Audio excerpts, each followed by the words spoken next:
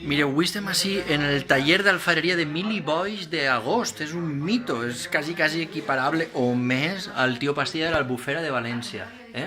I anem a parlar-vos un poc de la cultura de la botija, ixa gran enginyeria que molts es riuen, tienes menos esto que el mecanismo de un botijo. Sí, home, vull dir que tu poses l'aigua i que això siga capaç de gelar-ho en menys d'un minut i mig, això ni els electrodomésticos Bosch, ni Siemens, ni ningú d'aquests xinos que ho fan. I ho fan així en agost, perquè n'hi ha dos tipus de botitges, no us penseu que totes les botitges són iguals. N'hi ha dos tipus de botitges, una és esta que és la culona d'ací, que esta és més de Cantàbria, i la valenciana és esta. Això és tecnologia punta. Vull dir que ahir li poses un xorro d'aigua i en menys d'un minut i mig t'ho ha gelat de meravella.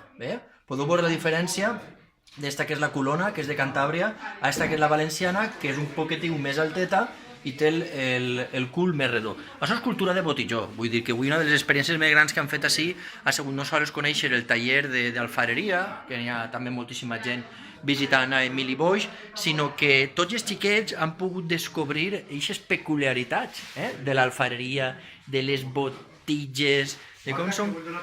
Ah, mira, ahí tenim a Mili Boix. Mili Boix, pel meu videoblog vas entrar en directe. Així tenim el mestre terrissero, el gran Emili Boix.